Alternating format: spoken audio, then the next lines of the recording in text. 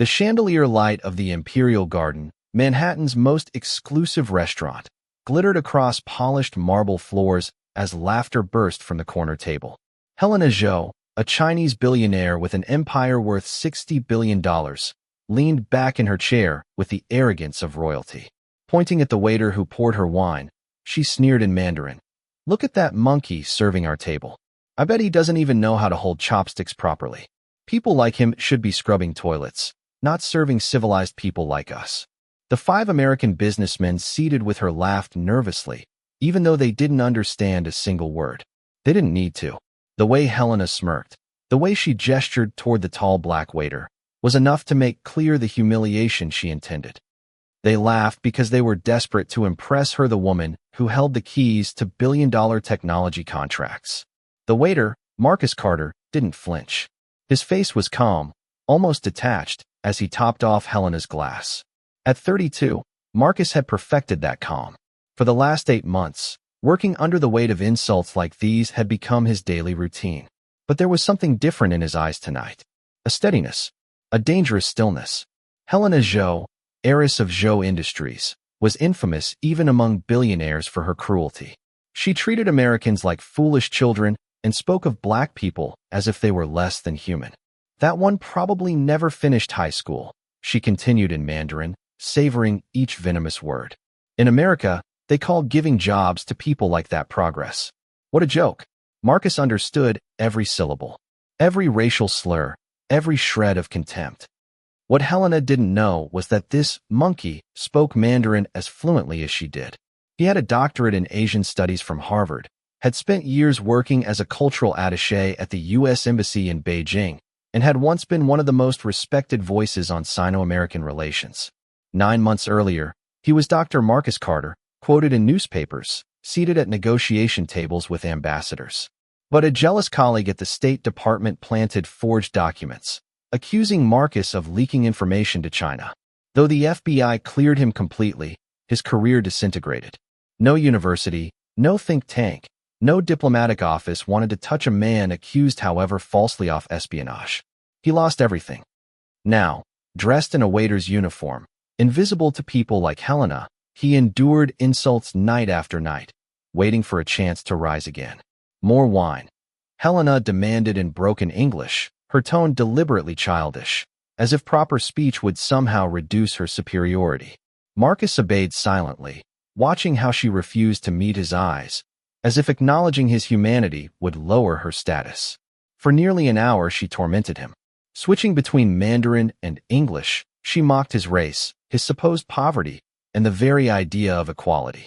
She pretended to educate the businessmen about American sociology, lecturing that black Americans were unfit for leadership, only good for labor. They laughed uneasily, but none of them dared challenge her. Money spoke louder than dignity in that room. Marcus's hands shook not from fear, but from rage contained so tightly it made his body tremble. He remembered nights at the embassy in Beijing, sitting beside Chinese ministers negotiating billion-dollar trade agreements, while Helena was likely sipping champagne at a Shanghai gala. And here she was, treating him like dirt, unaware of who he really was. Then came the moment that shifted everything. Helena ordered Marcus closer to the table and pointed at him like a dog. "What is your name?" she demanded in English. "Marcus, ma'am." She repeated it with disdain. "Marcus, have you ever heard of China? Do you even know where it is on the map?" The businessman froze, the air heavy with embarrassment. "Yes, ma'am," Marcus replied evenly. Helena burst into laughter. "How cute. He knows where China is." She switched to Mandarin, her voice dripping with cruelty. "I bet he's never set foot outside New York in his life." That was when Marcus lifted his eyes and met hers for the first time. No submission, no fear, just recognition. The kind that makes the arrogant suddenly realize they've underestimated the wrong man. While Helena ranted, Marcus slipped into the staff bathroom and pulled out his phone. He typed a message to Dr. Anthony Lin, his old mentor at Columbia and now one of the most respected Chinese-American scholars in the country. "Anthony, I'm at the Imperial Garden. Helena Zhou is here making extreme racist comments in Mandarin. I have it all recorded. Can we meet tomorrow?" The reply came in less than 2 minutes. "Marcus? My God. Yes. Meet me." Helena is already under investigation in China. Your evidence might change everything.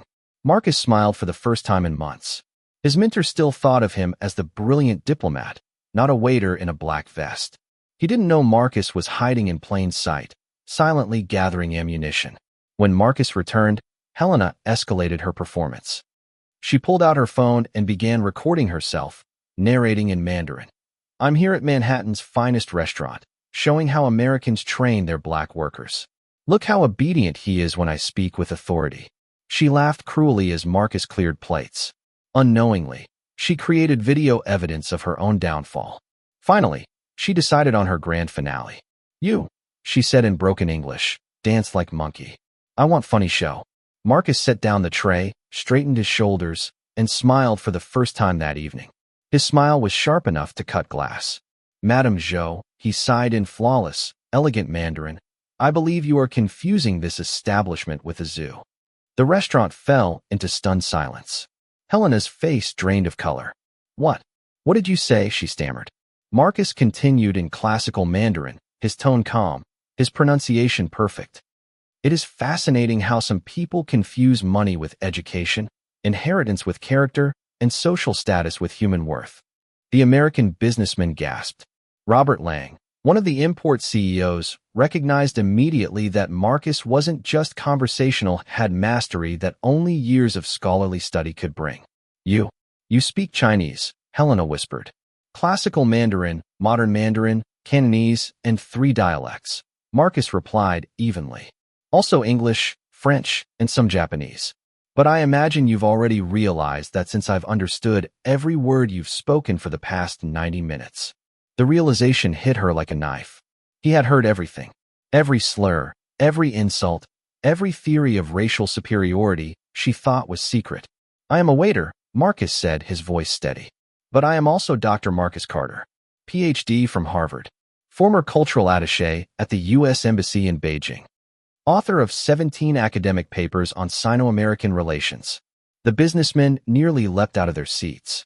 My God, Lang muttered. You're Marcus Carter. I read your thesis. You vanished from the diplomatic world. Helena's hands trembled. Why? Why are you here? Because life teaches humility, Marcus said.